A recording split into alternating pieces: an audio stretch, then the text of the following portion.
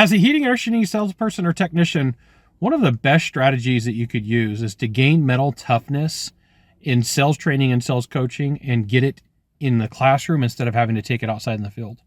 One of the ways to do this is to do a Kobayashi Maru type of sales training event where you're pushed to your limits by a coach, by a mentor, by an outside facilitator to help you be better at what you do. So how does this help your mental toughness and why does it matter? This is a fantastic question. I'm Scott Sylvan Bell, coming to you live from Sacramento, California on a perfect day to talk about sales and business and a fantastic day to talk about you for mental toughness. So if you didn't know, and you didn't know what a Kobayashi Maru event is, this is what it is. In Star Trek, there is a series where Captain Kirk has to go and do a simulation. And the simulation is meant for him to never win. It's meant for him to not ever have the ability to have a W in his column. And so when you meet with buyers and clients, sometimes you get given a bad time. Sometimes they don't want to play ball. Sometimes they don't want to interact in a way that's meaningful so that you could actually close the deal. And a Kobayashi Maru sales training event gives you all of this and more. Sometimes, if you've never been through it, can hurt your feelings, but it's really meant to help you build mental toughness in your sales process. So I've got a whole bunch of notes lined out here for you. When you take a look at what could be role played, it could be the difficult person that doesn't want to answer questions. It could be somebody who's hostile and is really pushy and mean towards you. It could be a competitor that comes in and plays games when you're meeting with your potential client or your buyer.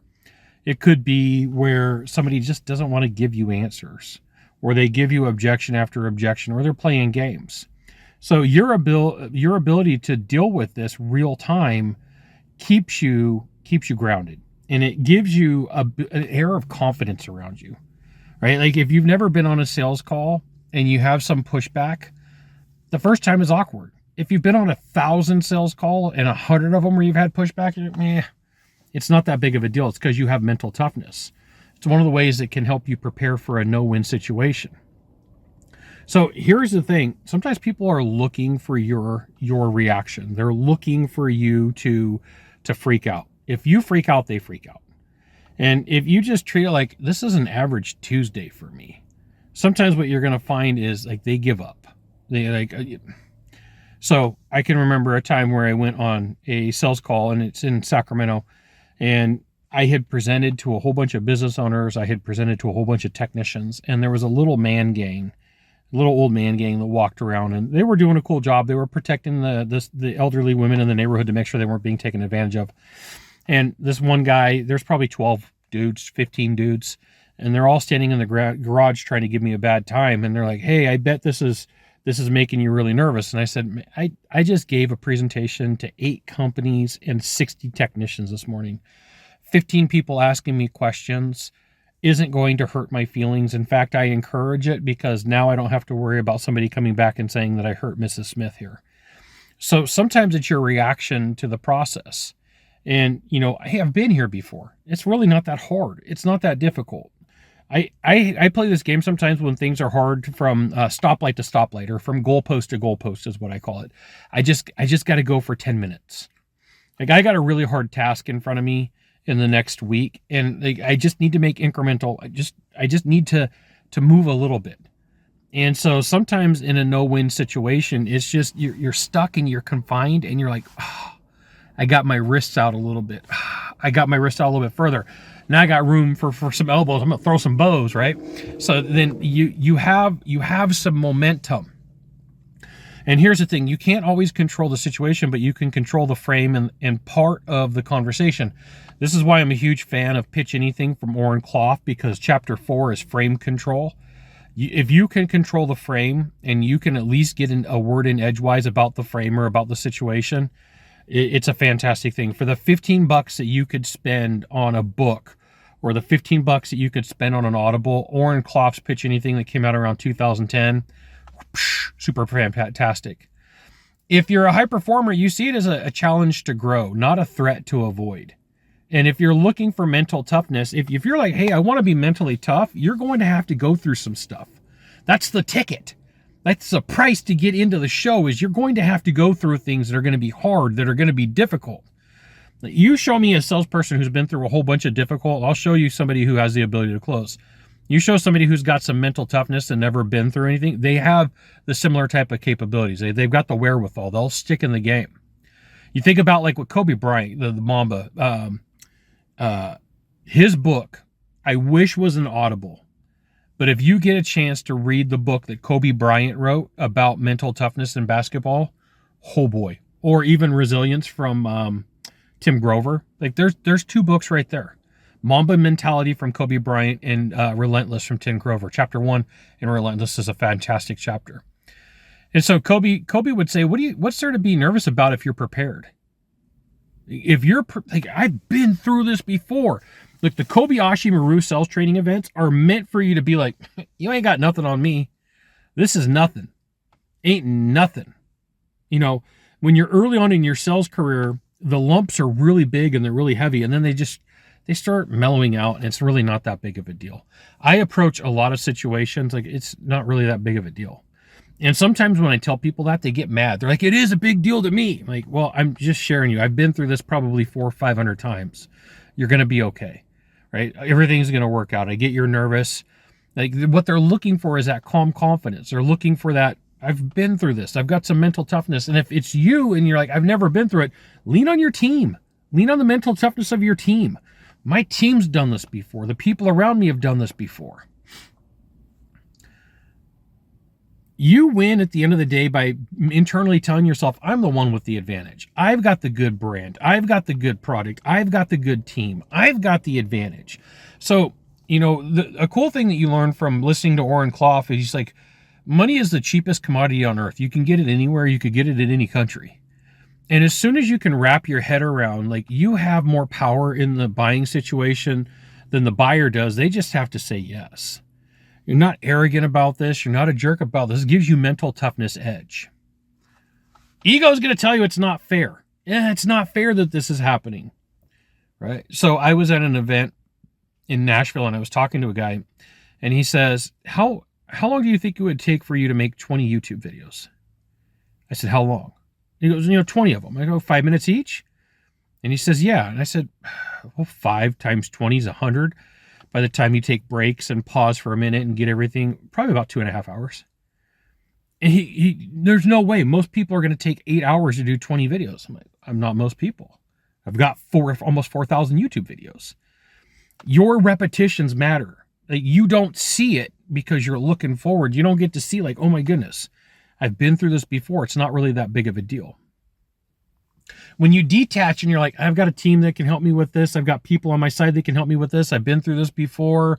This really isn't that big of a deal. There's 95 different ways I can work through this. There's 10 different ways that I can work through this. What happens is you become strategic. And a strategy is a punch, a kick, and a swing. A tactic is a finger flick, right? So most people are tactic. You're going to go to this strategically. And here's the other thing. You don't need a certain outcome. I don't have to sell anybody anything. One of the coolest things that you can learn is a reversing technique from Sandler. David Sandler was a brilliant sales trainer, and he has this thing called reversing. And so like a lot of times what will happen is people will say, hey, Scott, tell me why you think that I should work with you. Like, I don't know if you should work with me. Like, it's a complete reverse idea. And then if you can reverse in a sales process, you have gold. So like here's the line to it is, hey, Scott, tell me why you think I should work with you. I don't necessarily believe that you should work with me. I mean, I've got all sorts of awards. I've worked with some of the best in the industry. And really, at the end of the day, if that's not good enough for you, I don't know what to tell you. Very calm, not flippant. But what's going to happen is if you can go with that type of attitude into a situation like, I'm good. I'll be okay. So I travel a lot. A couple of months ago, I was in an airport. I was flying from Nashville, and I was flying back to Sacramento. And in Denver, the flight got delayed. If you fly through Denver, 99% of the time, you're going to get delayed. And I knew it. I'm like, so I have a learning management system on my phone. I've got videos. I've got a laptop. I've got content. I've got internet. Everybody else around me is freaking out. They are like, they're going nuts. I didn't care. I'm like, this is just time for me. If I wasn't doing this, I'd be working at home on the couch anyway. You can't let things get to you. You got to find a way to not get mad, not get frustrated, not get angry, and control your emotions. Last week, I was flying back from Salt Lake City, and it was like the plane got pushed back. The flight got pushed back. And I'm like, great, I just got time to edit videos. Great, I've got time to outline a new book that I've got coming out. Great. Like, Jocko Willink says, hey, how can this help me? Right? How can I make this work towards my favor? And what you're going to find is all these tough situations, the more tough situations that you live through, the easier they become. It doesn't mean that you want to go through them. It just becomes easier. Fear versus challenge. So like the brain back here is going to tell you, what if I fail? The challenge is to say, what am I going to learn? What am I going to get? You show me somebody who's been through a lot of challenges and a lot of problems. They're usually pretty wise about situations and how to get to the next level and how to get through and go through blockage. Those are good people to talk to. Those are good conversations. And so like what you do is you take the fear that you have and you replace it with curiosity. How can I? What can I? Should I? How do I? And you turn them into questions. And then at the end of the day, you can always turn it into some breathing techniques.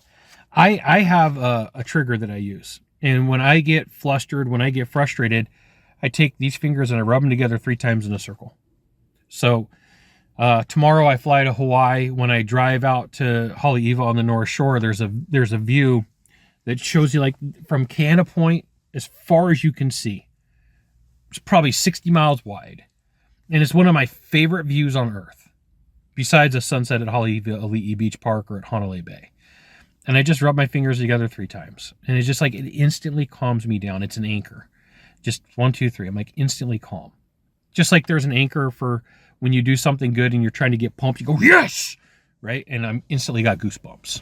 So you can anchor yourself.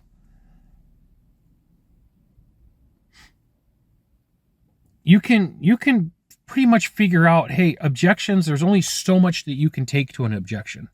There's only so much that somebody can control you and tell you what to do.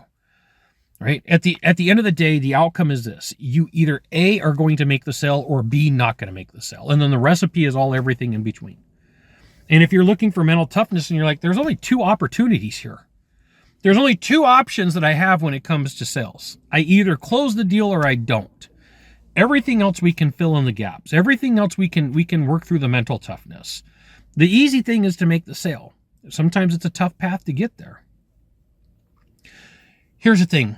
If there's something bad that happens and you can remain calm and you could say, hey, I kind of felt that this was coming, it makes the blows easier, right? Like when you're in a fight and somebody telegraphs a punch and you see the punch coming, you're like, guy's swinging for my face. I'm just going to back up a bit.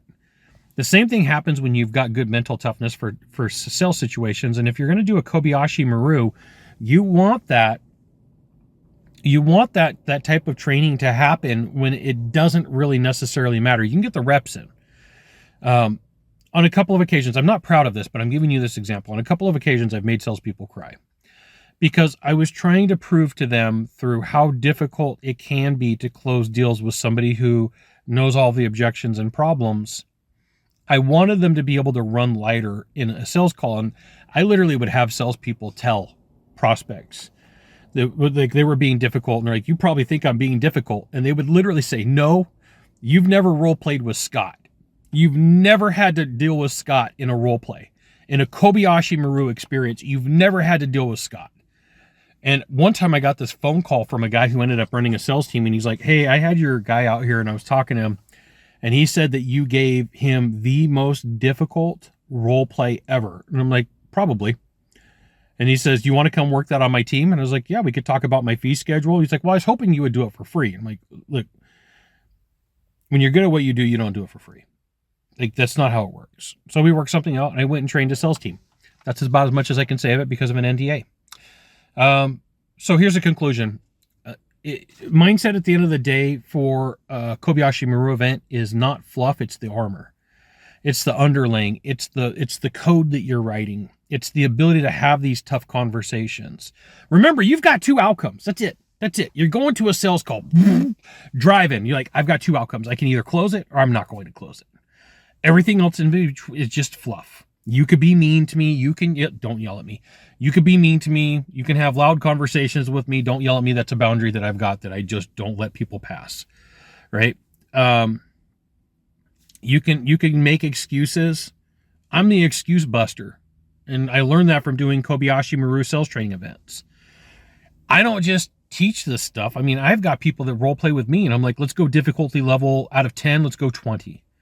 At a difficult level, out of 20, let's go 30. I would much rather do that in a controlled environment and just kind of chuckle. I'm like, dude, buyer, you're telegraphing your punches and I've already been through this before. You ain't got nothing on me.